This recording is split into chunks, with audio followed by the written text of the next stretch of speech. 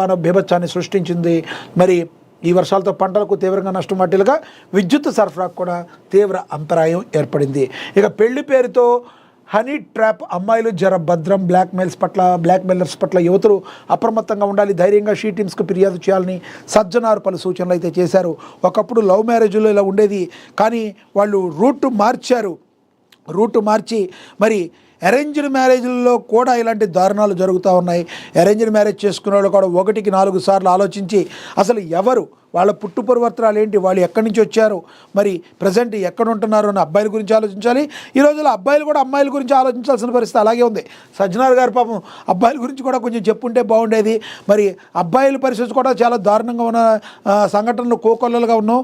కొత్తగా మ్యారేజ్ చేసుకున్న అమ్మాయి అయినా అబ్బాయి అయినా ఎవరైనా కూడా వాళ్ళ యొక్క బ్యాక్గ్రౌండ్ గురించి, మరి వాళ్ళ యొక్క పుట్టుపూర్వత్రాల గురించి కొంత తెలుసుకుని బ్యాక్ సైడ్కి వెళ్ళి ఆలోచించి, మరి 1-4 సార్లు ఆలోచించి ఎంక్వైరీ చేసుకుని మాత్రమే పెళ్లి చేసుకోవాలి. లేదంటే హనీ ట్రాప్ లాగా ఏదో వచ్చి పెళ్లి చేసుకుని ఇవి ఆడవాళ్ళ జీవితాలు నాశనం అయిపోతే, అదేవిధంగా మగాళ్ళ జీవితాలు నాశనం అయిపోయి ఆడ సతీమణులు ఎవరైతే ఉన్నారో ఆడవారు మహిళామణులు కూడా చాలామంది తయారైన పరిస్థితి. కాబట్టి యువకులారా తస్మాత్ జాగ్రత్త అని చెప్పి మరి సజ్జనార్ గారు అయితే చెప్పడం అయితే జరిగింది. ఇంకా అదేవిధంగా ప్రభుత్వ ఉద్యోగులకు కేబినెట్ గుడ్ న్యూస్ అయితే చెప్పింది. ఇక Medchal Malkajgiri Kapra press club electronic media నూతన కమిటీ ఏర్పాటు చేశారు. జర్నలిస్టుల సంక్షేమానికి కృషి చేస్తానని నూతన అధ్యక్షుడు ప్రభాకర్ రెడ్డి కుషాయిగూడ నుంచి చెప్పడం అయితే జరిగింది.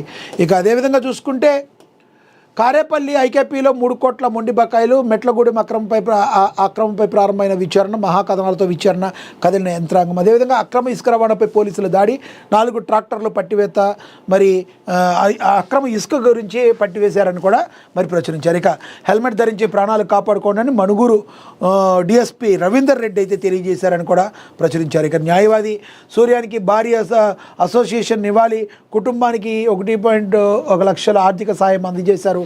భద్రాద్రి కొత్తగూడెం జిల్లాలో మరి ఇది జరిగింది. ఇదైతే సంతాప సభ అయితే జరిగింది. ఇక అక్రమ అటవీ అధికారుల భరతం పడతామని, ఇసుక ర్యాంపుల కోసం దొంగ పత్రాలు సృష్టి, ఆదివాసీ సంఘాలతో FDO కార్యాలయాలు ముట్టడిస్తామని కాంగ్రెస్ నాయకులు గురజాల గోపి చెప్పారని కూడా ప్రచురించారు. ఇక హలీం గుమగుములు, రంజాన్ వేళ బావర్చీలకు ఫుల్ డిమాండ్, లక్షల్లో ప్యాకేజీలు. మరి రంజాన్ మాసం వచ్చిందంటే చాలు హలీంకి మంచి గిరాకీ ఉంటుంది. అందులో హైదరాబాద్లో ఇంకెంత బాగా ఉంటుందో మనందరికీ కూడా తెలుసు. ఇక కానీ హలీం తినే వాళ్ళందరికీ కూడా మరి ఒకటైతే మనమైతే చెప్పాలి, 1-4 సార్లు ఆలోచించి ఎక్కడైతే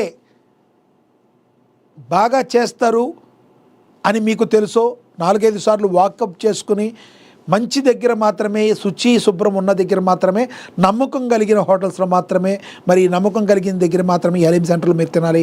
ఎక్కడ పడితే అక్కడ హలీం అని ఎక్కడ బ్యానర్ కనబడితే అక్కడికి వెళ్ళి మీరు హలీం తిన్నారా, గోవిందా అక్కడ అందులో ఏం కలుపుతున్నారు ఏంటో కూడా మీకు మరి ఆలోచించుకుని చేసుకోవాలి. కాబట్టి ఎక్కడైతే ప్రభుత్వం వాళ్ళకి పర్మిషన్ ఇచ్చిందో, ఫుడ్ సేఫ్టీ అధికారులు తనిఖీలు చేస్తారని భయం ఉండి వాళ్ళకి సంబంధించిన ఏదైతే ఫుడ్ సేఫ్టీ అధికారులు ఇచ్చిన ఏదైతే పర్మిషన్ ఉంటుందో వాళ్ళ దగ్గర మాత్రం మీరు తినండి. కానీ హలీం ఎక్కడ పడితే అక్కడ తింటే మాత్రం మీ ఇష్టం, మీ బాడీ, మీ ఆరోగ్యం మీ ఇష్టం. ఇది మాత్రం తస్మాత్ జాగ్రత్త.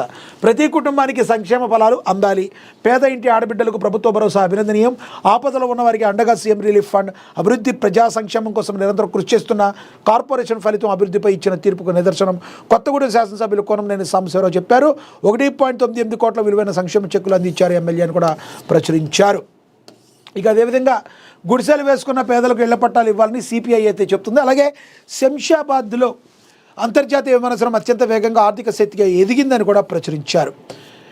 ఇంకా అదేవిధంగా చూసుకుంటే తెలుగుదేశం పార్టీ బలోపేతానికి కృషి చేయాలి. హుజూర్నగర్ నియోజకవర్గ స్థాయి సమావేశంలో మాట్లాడిన నాయకులు. ఇదే ఇందాక మనం మాట్లాడుకున్నాం. హుజూర్నగర్లో కావచ్చు, తెలంగాణలో కావచ్చు, మీ తెలుగుదేశం పార్టీ ఎక్కడైనా కూడా పోటీ చేయడానికి సిద్ధంగా ఉన్నప్పుడు మంత్రి సుభాష్ గారు మీరు ఏ రకంగా బీఆర్ఎస్ పార్టీ ఏపీలో రాకూడదు, తరిమి కొడతామని ఎట్ట మాట్లాడతారు? మీ మంత్రి గారిని కొంచెం నోరు అదుపులో పెట్టుకోమని ముఖ్యమంత్రి చంద్రబాబు నాయుడు గారు చెప్పాలి. లేకపోతే తెలంగాణలో మీ టీడీపీ చాలా లాస్ పోయే అవకాశం ఉంది. చినికి గాలివాన మారక ముందే మాట్లాడేటప్పుడు బీఆర్ఎస్ పార్టీ ఏ తప్పులు చేసిందో విమర్శించండి. తెలంగాణలో డెవలప్ చేయలేని మీరు ఏపీ వచ్చి ఏం చేస్తారని అడగండి. అంతేగాని బీఆర్ఎస్ పార్టీ మరి ఇక్కడికి వస్తే తరిమి కొడతాం అనే మాటని మీరు మాట్లాడతాన్ని ఏ రకంగా సుభాష్ గారు అంటారో మరి ఆలోచించుకోవాలి. ఏ పార్టీ ఎక్కడైనా పోటీ చేసే హక్కు ఉంటుంది. మీ టీడీపీ కూడా అదేవిధంగా ఇక్కడ మరి ముందుకు వెళ్ళే అవకాశం అయితే కనబడుతుంది. కాబట్టి మరి ముఖ్యమంత్రి గారు, సంబంధిత మంత్రిమండలి మంత్రి సుభాష్ గారిని కొంచెం నోరు అదుపులో పెట్టుకునే విధంగా మరి మాట్లాడకపోతే టీడీపీ పార్టీకి నష్టం, అది ఇంకే పార్టీకి నష్టం కాదు. ఒక వెల్ విషర్గా నేనైతే చెప్తున్న పరిస్థితి. కాబట్టి అదేవిధంగా వార్డును సర్వాంగ సుందరంగా తీర్చిదిద్దుతాం 3వ వార్డు కౌన్సిలర్ సులవ నాగలక్ష్మి చంద్రశేఖర్ తెలిపారని కూడా ప్రచురించారు.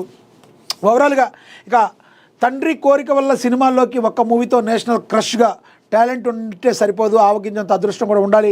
కొందరికి ఫస్ట్ సినిమాతోనే విపరీతమైన పాపులారిటీ వస్తుంది, మరి కొందరికి ఏళ్ళు గడిచిన గుర్తింపు దక్కుతుంది.